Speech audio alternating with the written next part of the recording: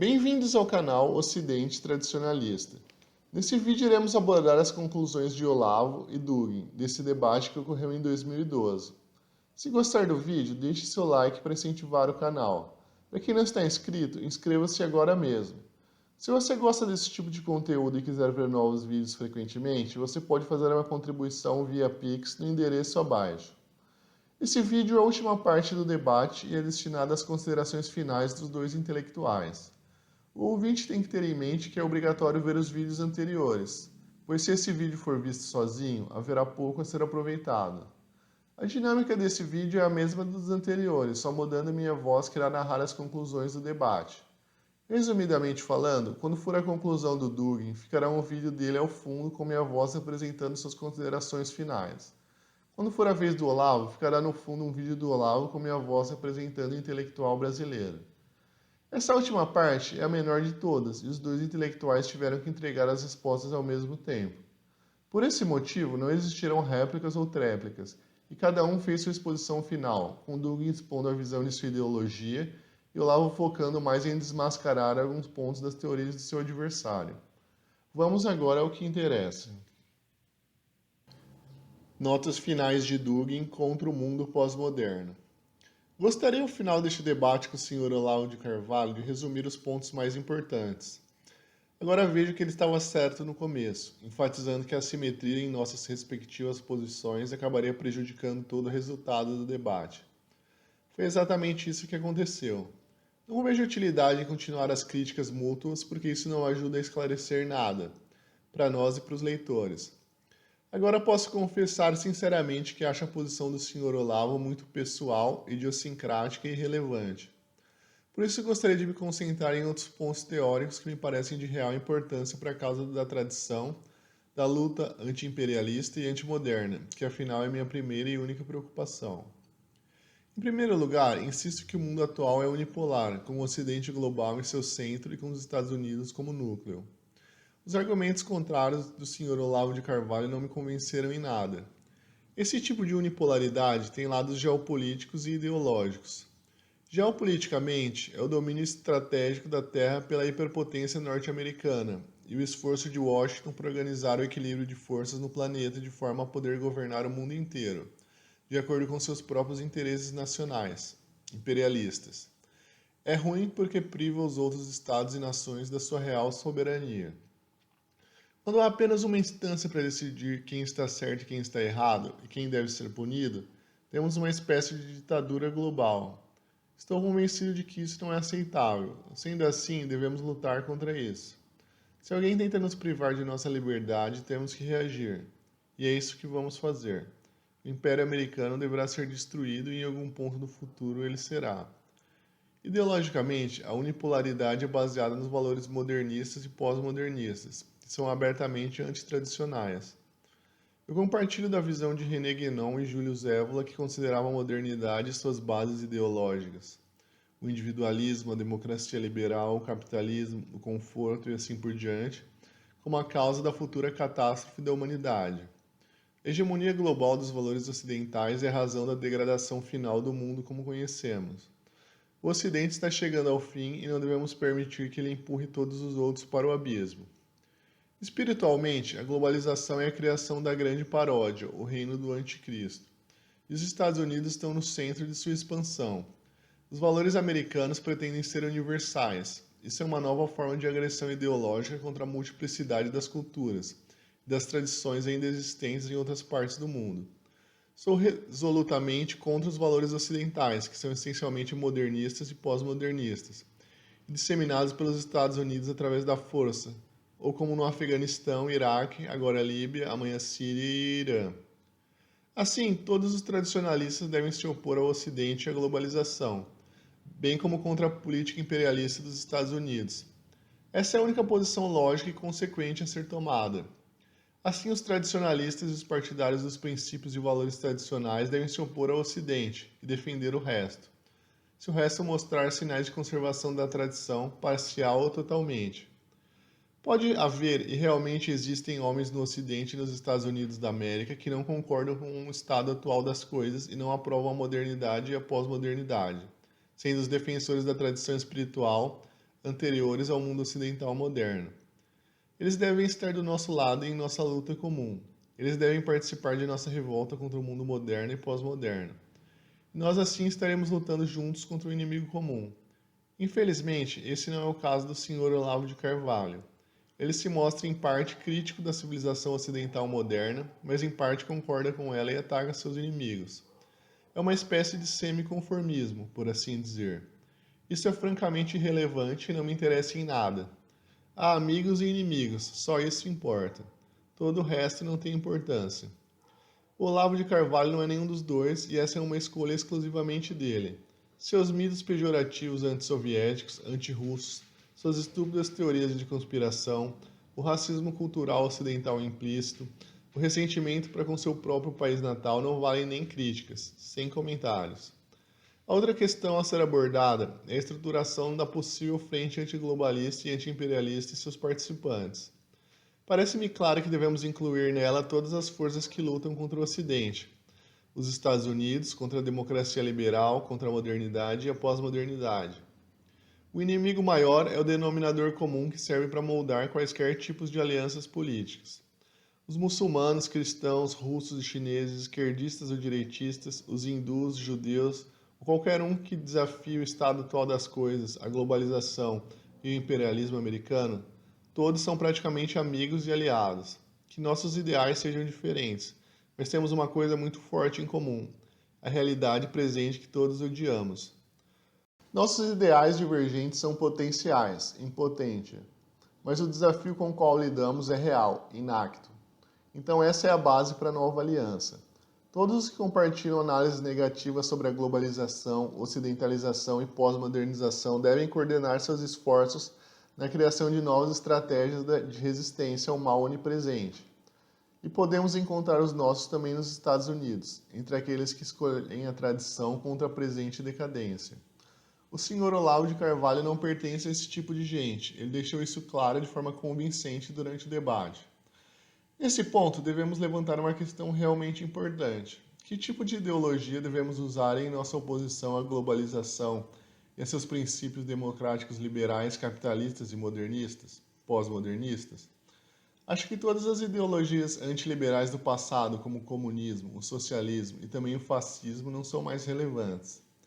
Elas tentaram lutar contra o capitalismo liberal e falharam, em parte porque no final dos tempos é o mal que prevalece, em parte por causa de suas contradições e limitações internas. Então é hora de fazer uma revisão profunda das ideologias antiliberais do passado.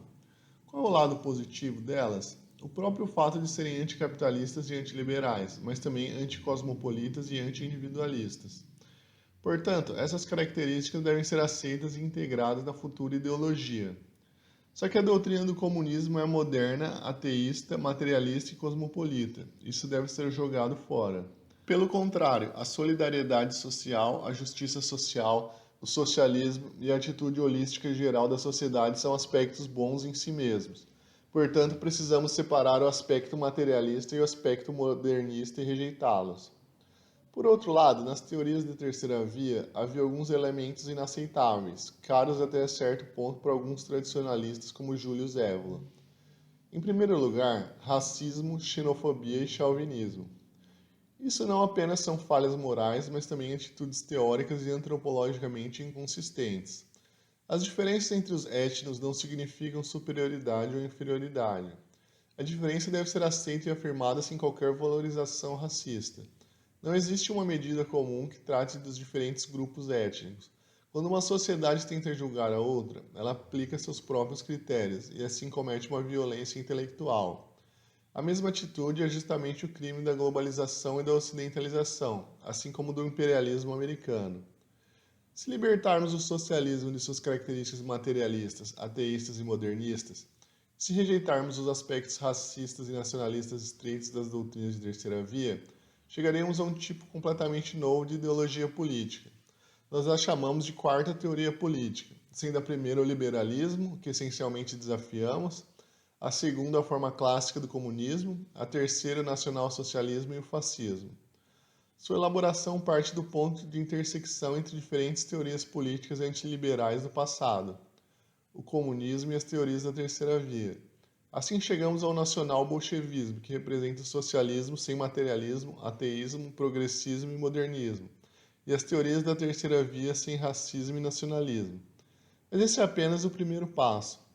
A adição mecânica de versões profundamente revisadas das ideologias antiliberais do passado não nos dá o resultado final. É apenas uma primeira aproximação, uma abordagem preliminar. Devemos ir mais longe e apelar à tradição e às fontes de inspirações pré-modernas. Aí temos o estado ideal platônico, a sociedade hierárquica medieval e a visão teológica do sistema normativo social e político, cristão, islâmico, budista, judeu ou hindu. Essa fonte pré-moderna é um desenvolvimento muito importante da síntese do nacional-bolchevismo. Portanto, precisamos encontrar um novo nome para esse tipo de ideologia, e a quarta teoria política é um nome bastante apropriado para isso. Esse conceito não nos diz o que é essa teoria, mas sim o que ela não é. Portanto, é uma espécie de convite e apelo, não um dogma. Politicamente, temos aqui uma base interessante para uma cooperação consciente entre esquerdistas e direitistas, bem como entre os movimentos religiosos ou outros antimodernos, os ecologistas, por exemplo. A única coisa que insistimos é em criar tal cooperação e deixar de lado os preconceitos anticomunistas e antifascistas. Esses preconceitos são instrumentos nas mãos dos liberais e globalistas com os quais eles mantêm seus inimigos divididos. Portanto, devemos rejeitar fortemente o anticomunismo, bem como o antifascismo. Ambos são ferramentas contra-revolucionárias nas mãos da elite liberal global. Ao mesmo tempo, devemos nos opor fortemente a qualquer tipo de confronto entre as religiões. Muçulmanos contra cristãos, judeus contra muçulmanos, muçulmanos contra hindus e assim por diante. As guerras interconfessionais e o ódio trabalham pela causa do reino do anticristo, que tenta dividir todas as religiões tradicionais para impor sua própria pseudo-religião, a paródia escatológica. O Sr. Olavo de Carvalho trabalha aqui como proponente dessa divisão entre religiões. Isso é muito lógico para sua oposição. Portanto, precisamos unir a direita, a esquerda e as religiões em uma luta conjunta contra o inimigo comum. A justiça social, a soberania nacional e os valores tradicionais são os três princípios dessa ideologia. Não é fácil juntar tudo isso em um fronte comum, mas nós devemos tentar se quisermos vencer o inimigo. Em francês há um slogan, la droite du valeur et la gauche du travail. Em italiano se diz la destra sociale e la sinistra identitaria. Como exatamente deve soar em inglês, veremos mais tarde. Poderíamos ir mais longe e tentar definir o sujeito, o ator da quarta teoria política. No caso do comunismo, o centro de tudo era a classe social. No caso dos movimentos da terceira via, o centro era a raça ou a nação. No caso das religiões, é a comunidade dos fiéis. Como a quarta teoria política poderia lidar com essa diversidade e divergência de temas e valores? Propomos como sugestão que o sujeito da quarta teoria política pode ser encontrado no conceito heideggeriano de Dasein. É uma instância concreta, mas extremamente profunda, que poderia ser o denominador comum para o desenvolvimento ontológico posterior. O que é crucial aqui é a autenticidade ou não autenticidade da existência do Dasein. A quarta teoria política insiste na autenticidade da existência. Portanto, é a antítese de qualquer tipo de alienação, social, econômica, nacional, religiosa ou metafísica. Mas o Dasein é uma instância concreta. Qualquer homem e qualquer cultura possui seu próprio Dasein. Eles diferem entre si, mas estão sempre presentes. Aqui posso apenas mencionar um tópico que precisa de maiores explicações, dadas em meus livros e artigos. O último ponto é o lugar do Brasil e da América Latina como um todo na atual estrutura global do mundo. Veja o papel do Brasil como algo comparável ao papel da Rússia e Eurásia. Esse é um país muito particular, com uma cultura específica, onde os elementos ocidentais se misturaram com os componentes indígenas. Baseia-se na mistura de diferentes blocos de valores, exatamente como a cultura russa. Chamamos essa característica em nosso país de eurasianismo, enfatizando que estamos lidando com uma síntese original dos padrões e atitudes europeus e asiáticos. O Brasil, de alguma forma metafórica, também é eurasiano. O Ocidente está misturado com o não ocidental nas próprias raízes da sociedade. O Brasil, assim, é como os demais países da América Latina, tem uma identidade própria. Mas entre os demais países, esse é o Brasil que se desenvolve agora com maior velocidade e consegue afirmar cada vez mais sua independência política e econômica. Essa independência é considerada, antes de tudo, em relação aos Estados Unidos. Assim, aqui a afirmação da identidade cultural anda a par do crescimento do poder econômico e geopolítico. É preciso interpretar as simpatias esquerdistas da maior parte da sociedade brasileira como sinal de uma busca por sua identidade social particular, que não se enquadra no padrão individualista e liberal da sociedade norte-americana. Assim, o socialismo brasileiro e latino-americano em geral tem em si muitos traços étnicos e nacionais. O fator religioso católico e a síntese espiritual das crenças religiosas populares são elementos importantíssimos no atual despertar da nova identidade soberana do Brasil. É em alguns aspectos comparável ao renascimento geopolítico, cultural e espiritual da Rússia moderna. Portanto, essa afinidade nos níveis geopolítico, cultural e social torna nossa situação semelhante e nos fornece um terreno fértil para uma cooperação mútua e de aliança geopolítica. A Rússia, assim como a América Latina ou os países islâmicos, ou mesmo a China, veem o mundo futuro essencialmente como um mundo multipolar, onde os Estados Unidos e o Ocidente em geral não devem ser mais do que polos separados entre si. Qualquer pretensão de imperialismo, colonialismo ou universalismo de valores deve ser severamente rejeitado. Por isso, todos estamos do mesmo lado e devemos nos concentrar nisso. É preciso entender e aceitar que devemos avançar para a elaboração de uma estratégia comum no processo de criação do futuro que se ajuste às nossas exigências e às nossas visões. Assim, valores como justiça social, soberania nacional e espiritualidade tradicional podem nos servir como base. Acredito sinceramente que a quarta teoria política, o nacional-bolchevismo e o eurasianismo, podem ser de grande utilidade para nossos povos, nossos países e nossas civilizações. A palavra-chave é multipolaridade, em todos os sentidos: geopolítico, cultural, axiológico, econômico e assim por diante. A importante visão do nu, intelecto, do filósofo grego Plotino é que corresponde ao nosso ideal. O intelecto é uno e múltiplo ao mesmo tempo, porque tem em si todo tipo de diferenças, não uniforme ou mesclada, mas tomada como tal com todas suas particularidades. O mundo futuro deve ser noético de alguma forma. A multiplicidade e a diversidade devem ser consideradas como sendo o tesouro da humanidade, e não como uma razão de conflito inevitável. Muitas civilizações, muitos polos, muitos centros, muitos conjuntos de valores em um único planeta com uma única humanidade. Mas há quem pense o contrário. Quem é contra tal projeto? Aqueles que querem impor a uniformidade, o pensamento único, modo de vida único, americano, ao mundo. E eles estão fazendo isso através da força e da persuasão. E eles são obviamente contrários à multipolaridade. Então eles estão contra nós. O Olavo de Carvalho é um deles. A partir de agora nós sabemos disso. O debate está encerrado, mas nossa luta está apenas começando. Conclusão do Olavo de Carvalho, considerações finais. O meu debate com o professor Alexander Dugin está encerrado, restando apenas para cada lado apresentar suas conclusões, que por serem publicadas em conjunto, romperão com o padrão de réplicas e tréplicas que propriamente constituem um debate. Estou com a consciência tranquila de ter provado meus pontos, enquanto meu adversário não provou absolutamente nada. Nem eu esperava que ele o fizesse.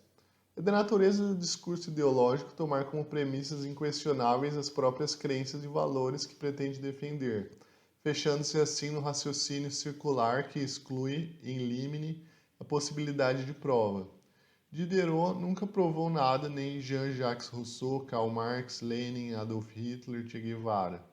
O discurso ideológico não prova nada, dá ordens, ocultando-as para não ofender os mais sensíveis, sob uma imitação de juízo sobre a realidade. Uma prova só é possível quando você desce no nível semântico das discussões atuais, que está cheia de suposições ocultas e conotações obscuras. Desmembra analiticamente um tópico inteiro em julgamentos explícitos e os confronta com os dados iniciais, universais e autoevidentes da existência humana. A meditação filosófica consiste essencialmente em recuar das ideias e opiniões para as experiências fundadoras de todo o conhecimento humano. Essas experiências são ao mesmo tempo universais e individuais, repetem-se mais ou menos igualmente em todos os seres humanos e incorporam-se no fundo da alma de cada um deles como dados de sua intimidade mais profunda. Um exemplo é a experiência na estrutura do espaço, que descrevi em 2 notas postadas em um blog que abandonei as mariposas. Se houver mariposas eletrônicas, por favor ver The Junior Philosopher e Memoirs of Brontosaurus em www.olavodecarvalho.org/blog. Outro exemplo é a experiência da continuidade do eu substancial e real sobre a mutabilidade dos estados psíquicos e da forma do corpo, bem como a instância do eu subjetivo e cartesiano. Expliquei isso extensivamente em meu curso A Consciência da Imortalidade, que espero seja publicado em livro este ano. Veja o programa do curso em www.olavodecarvalho.org/avisos/curso_OUT2010.html. O discurso do agente político é inevitavelmente baseado em convenções e pseudo-consensos que devem ser isolados de qualquer possibilidade de exame analítico, para que esse discurso atinja seus objetivos. A meditação filosófica decompõe essas convenções, revelando e trazendo suas premissas implícitas de julgamento no tribunal das experiências fundadoras, medida máxima, ou talvez única, do nosso senso de realidade. O leitor que tiver paciência de comparar meus artigos de jornal com as explicações sobre o método filosófico que espalhei em meus livros, apostilas e cursos gravados, entenderá que esses artigos nunca tiveram um caráter de tomada de posição, mas são apenas exemplos, terrivelmente condensados, de aplicação do método filosófico à análise do discurso político atual. O fato de alguns leitores apressados tentarem explicá-los como expressão de alguma ideologia minha apenas mostra que eles ignoram a condição básica da possibilidade de todo discurso ideológico, a existência de um grupo social e político ao qual o locutor está vinculado por força orgânica, laços de compromisso e participação. Como essa condição, no meu caso, não se preenche nem em sonhos, ou seja, como esse grupo não existe, meus catalogadores ideológicos se veem obrigados a inventar um, nomeando-me como representante do governo israelense, do Opus Dei, do Tea Party ou de qualquer outra organização com a qual só mantenho relações de total ignorância mútua.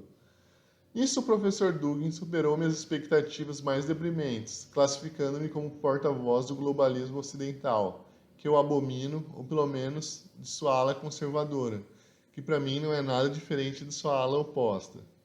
Perante essas exibições teatrais que denotam alguma insegurança do meu adversário, gostaria apenas de acrescentar ao que ficou dito algumas notas de caráter histórico, que espero sejam úteis para a compreensão da questão em debate.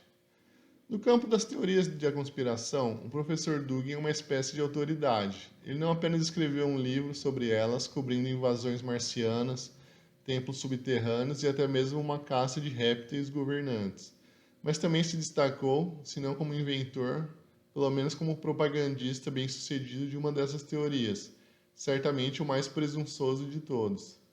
Essa teoria é presunçosa não só no alcance de seu pretenso poder explicativo, que abarca nada menos que toda a história humana, mas também nos efeitos políticos militares que ambiciona desencadear.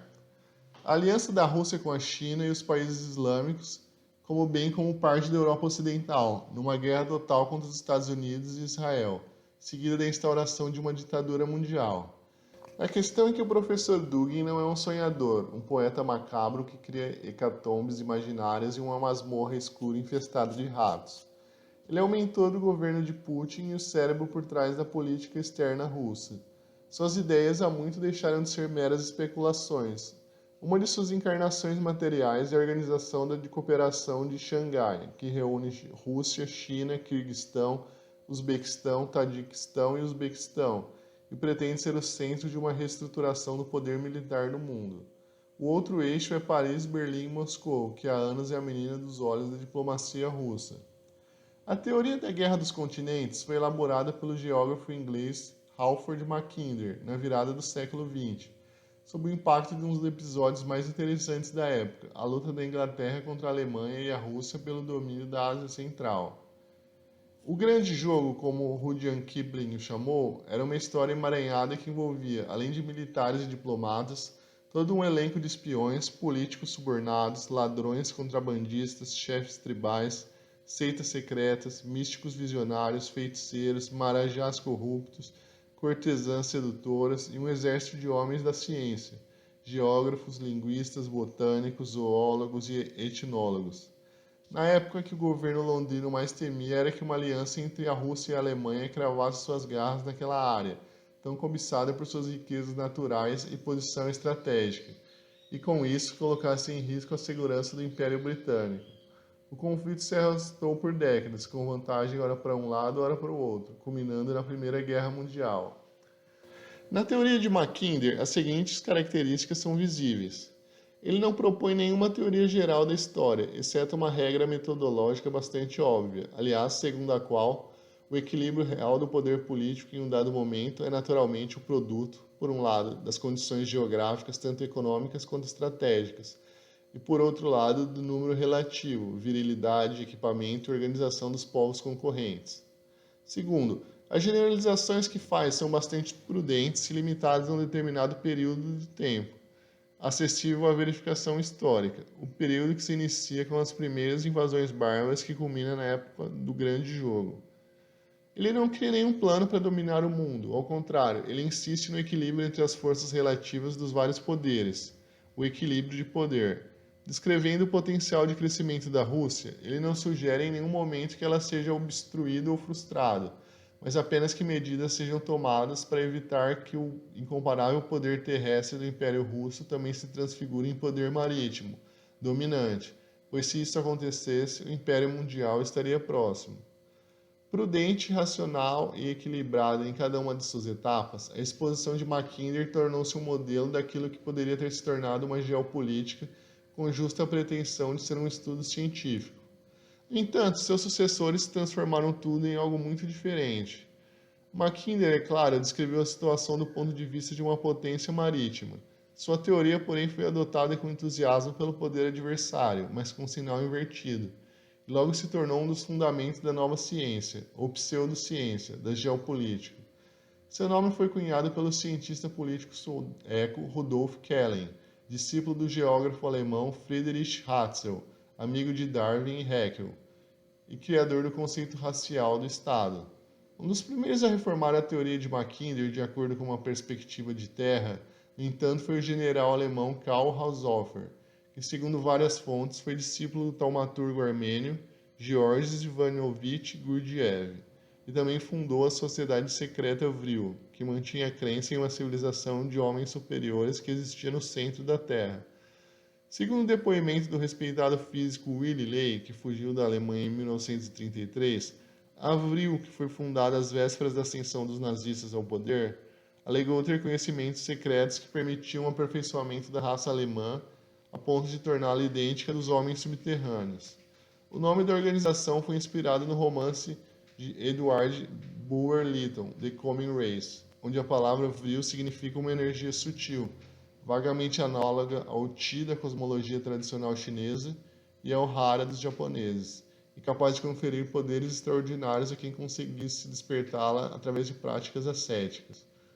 Quando Adolf Hitler estava na prisão com seu colaborador Rudolf Hess, Haushofer, que havia sido professor de Hess, visitou os dois várias vezes e transmitiu-lhes, se não os ensinamentos de Vril, pelo menos os rudimentos de sua própria doutrina geopolítica, cuja influência tornou-se bastante visível em Mein Kampf.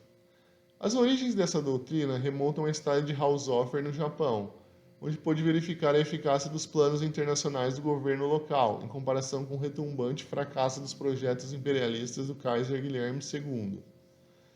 Na época, o governo do primeiro-ministro Príncipe Katsura manteve a população em permanente estado de alerta, alertando-a através de vastas campanhas de propaganda para o risco iminente da destruição da economia japonesa, caso dois problemas estreitamente relacionados não fossem combatidos com vigor. Primeiro, cercado por países com população muito maior, o Japão logo estaria fora do jogo se o número de japoneses não aumentasse em 40 milhões, atingindo a cifra de 100 milhões de pessoas. Segundo, era impossível espremer 100 milhões de pessoas no exíguo território japonês. A conclusão óbvia, logo aceita por toda a população, era que o país precisava ampliar seu território por meio de uma ousada política de conquistas. Refazendo os cálculos, Haushofer notou que se a primeira premissa era uma conjectura razoável, a segunda era uma mentira patente. A densidade populacional do Japão era menor que a da Alemanha, e o território japonês poderia abrigar mais 40 milhões de pessoas sem nenhum inconveniente. A política proposta pelo governo Katsura não partiu de nenhuma necessidade objetiva, mas de uma escolha, um ato de vontade. O Japão não precisava de territórios estrangeiros, ele apenas queria muito, muito mesmo, se tornar uma potência imperialista. Porém, ao invés de ser uma decepção para Haushofer, essa política foi por ele recebida com entusiasmo e deu-lhe a ideia de adotá-la como modelo para a formulação de políticas alemãs. Se o governo japonês obteve a adesão entusiástica de sua população à sua política imperialista, através de um sistema de mentiras e meia-verdade, baseado em dados demográficos bem arranjados para este fim, por que o governo alemão não poderia fazer o mesmo? No entanto, mentir para o povo não deveria significar que o governo enganaria a si mesmo. Um estudo sério da geografia política e econômica bem coordenado com uma consideração estratégica objetiva das possibilidades de expansão imperialista deveria lançar as bases para a unificação da vontade nacional através do impacto de uma intensa campanha de propaganda. Foi essa síntese de geografia, estratégia, engano e propaganda que ele deu o nome de geopolítica. No entanto, nem sempre esses três elementos permaneceram distintos e racionalmente coordenados ao longo de suas obras e de sua intensa ação pedagógica que Haushofer veio exercer junto a intelectuais, políticos e militares alemães. A teoria da Guerra dos Continentes também foi adotada por nacionalistas russos, como o renomado linguista Nikolai Trubetskoy, e muitas mudanças de acréscimos foram feitas ao longo das décadas até que ganhou sua forma atual pelas mãos do professor Alexander Dugin. Dugin dá a Mackinder um crédito não desprezível por ter compreendido as leis objetivas precisas da história política, geográfica e econômica da humanidade, uma honra que já havia sido concedida a Montesquieu, Hegel, Jean-Baptiste Vico, Comte, Herbert Spencer, em parceria com Charles Darwin e Karl Marx, embora cada um deles tenha descoberto leis objetivas bem diferentes das dos outros. A teoria Mackinder-Dugin certamente tem o mérito da simplicidade. Tudo na história se reduz à disputa de poder entre potências mundiais que dominam os mares e aquelas que dominam as grandes extensões de terra. Culturas, leis, instituições, costumes, valores, símbolos e até religiões nascem dessa disputa. Tão simples como isso. É de fato o caso de perguntar: por que ninguém nunca me falou disso antes? Não posso jurar que Mackinder, simples geógrafo e estrategista sem maiores ambições filosóficas, aprovaria a transfiguração da Guerra dos Continentes naquele metafísico duelo de titãs retratado por Alexander Dugin. Esclarecer essa questão exigiria um investimento de tempo que não posso fazer agora. Em todo caso, utilizo a expressão teoria Mackinder-Dugin para diferenciá-la da teoria original de Mackinder. Além disso, a teoria duginiana não poderia ter ido muito longe em seu impulso generalizante, se tivesse partido apenas das ideias de Mackinder. Para formulá-la, Dugin teve que buscar outras fontes, especialmente os ensinamentos de Helena Blavatsky e Alice Bailey. Para Dugin, o conflito não é apenas uma luta entre estados, assume as proporções de uma guerra entre duas visões de mundo, dois sistemas de valores opostos e irreconciliáveis, que preservam suas respectivas identidades através dos tempos e vão como se reencarnando, desde os tempos mais remotos, em sucessivos agentes históricos, estados e nações, que nem sempre estão cientes de serem movidos, como sombras chinesas em uma parede, por esses superagentes invisíveis e onipotentes, atlantismo e eurasianismo. Abre aspas. Na história antiga, as potências marítimas, que se tornaram símbolo histórico da civilização marítima, como um todo, foram a Fenícia e Cartago. O império terrestre que se opunha a Cartago era Roma. A Guerra Púnica é a imagem mais pura da oposição entre a civilização marítima e as civilizações terrestres. Na Idade Moderna e na história recente, o polo insular e marítimo tornou-se a Inglaterra, senhora dos mares, e mais tarde a gigantesca ilha-continente América. A Inglaterra, assim como a antiga Fenícia, empregou principalmente o comércio marítimo e a colonização das áreas costeiras como seu instrumento básico de dominação. O tipo geopolítico fenício anglo-saxão gerou um padrão especial de civilização de mercado capitalista mercantil, fundado antes de tudo nos interesses econômicos e materiais e nos princípios do liberalismo econômico. A civilização marítima está sempre ligada ao primado da economia sobre a política. Ao contrário do padrão fenício, Roma representava uma amostra de estrutura bélica autoritária baseada no controle administrativo e na religiosidade civil. na primazia da política acima da economia. Roma é o exemplo de uma colonização do tipo não marítimo, terrestre e puramente continental, com a sua penetração profunda no continente e assimilação dos povos subjugados, automaticamente romanizados após a conquista. Na história moderna, as encarnações do poder terrestre foram o Império Russo, Áustria-Hungria e Alemanha Imperial na Europa Central. Rússia, Alemanha e Áustria-Hungria são símbolos essenciais do poder terrestre durante a história moderna. Fecha aspas. Dugin insiste na essencial e milenária unidade e continuidade do conflito, bem como dos dois adversários considerados separadamente. Abre aspas. Assim, generalizando as ideias de Mackinder, é possível dizer que é uma conspiração dos atlantistas históricos, perseguindo, ao longo dos séculos, os mesmos propósitos geopolíticos orientados ao interesse da civilização marítima do tipo neofenício. Fecha aspas. A teoria se encaixa claramente na tradição kantiana de determinantes a priorísticos, que estabelecem limites para o campo das percepções e ações humanas, acima do horizonte da consciência individual, e guiam secretamente os cursos dos eventos. Abre aspas. Portanto, estamos lidando com uma conspiração secreta, do tipo mais antigo, cujo significado e causa metafísica intrínseca frequentemente permanecem completamente obscuros para seus participantes básicos e até mesmo para seus personagens principais. Fecha aspas. As ideias de Mackinder, limitadas como eram a visão britânica, não poderiam atingir tal nível de generalidade antes de serem contempladas por sua visão oposta, oriental e terrestre. Dugin nos informa que essa fusão ocorreu durante os frequentes encontros de eurasianistas russos com Karl Haushofer em Praga. E ele também nos conta que por volta de 1920, a estratégia eurasiana geral, que enfatizava a necessidade de uma aliança geopolítica entre Rússia, Alemanha e Japão, estava pronta. Aquela mesma aliança que a astúcia da política britânica conseguira frustrar desde os meados do século anterior. Ao formular essa nova estratégia, continua Dugin, os eurasianistas de Haushofer, pela primeira vez, Roma, através de Bizâncio, passou para a Rússia, e através do Sacro Império Medieval das nações alemãs para a Áustria, Hungria e Alemanha. A oposição milenária entre os dois blocos não era apenas geopolítica, mas ideológica e cultural. Abre aspas. Contra o atlantismo personificando a primazia do individualismo, liberalismo econômico e democracia do tipo protestante, está o eurasianismo, necessariamente pressupondo o autoritarismo, a hierarquia e o estabelecimento de princípios comunitários, do Estado nacional sobre o simplesmente humano, que são basicamente preocupações individualistas e econômicas. A luta entre os dois blocos atravessa milênios, por meio das duas redes de agentes misteriosos que dirigem invisivelmente o curso dos acontecimentos.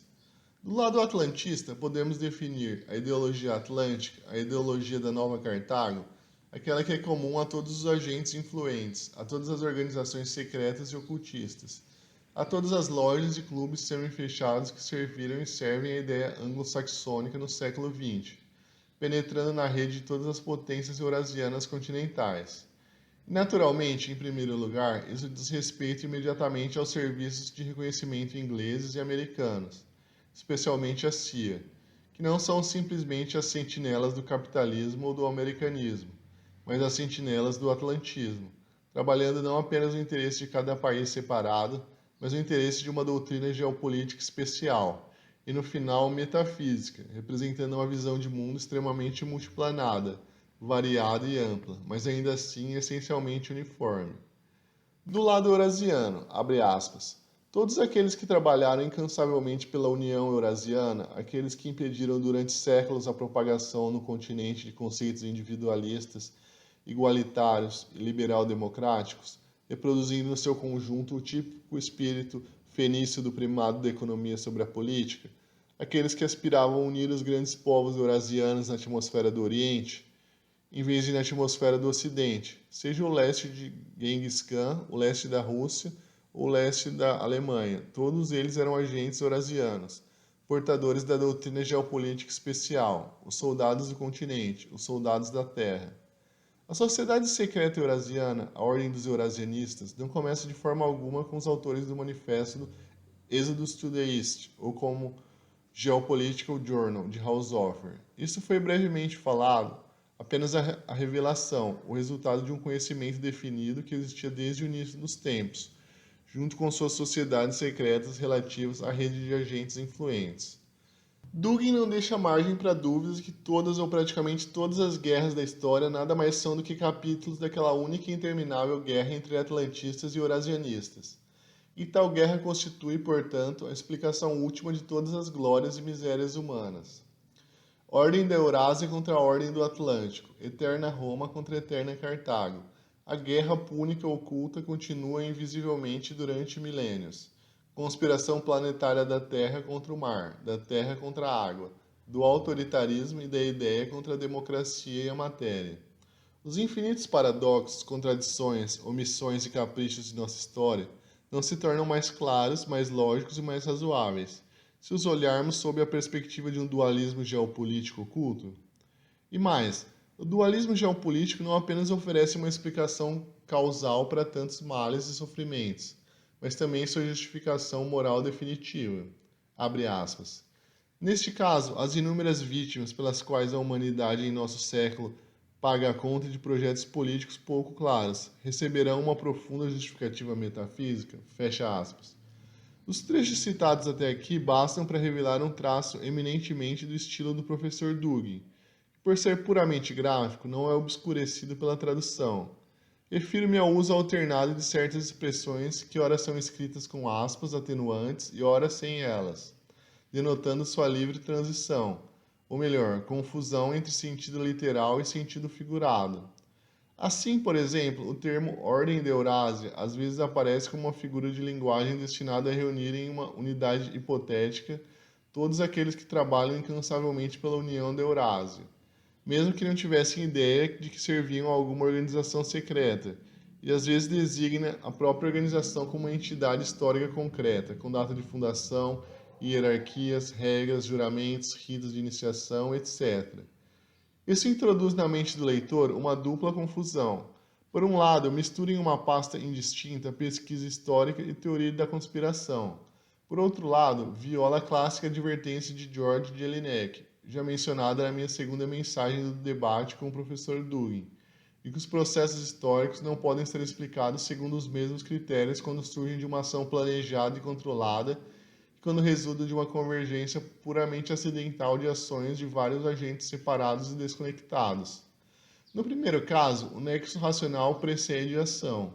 Na segunda, é projetada sobre a ação, ex post facto, pela imaginação do historiador. O grau de certeza em ambos os casos é bastante diferente.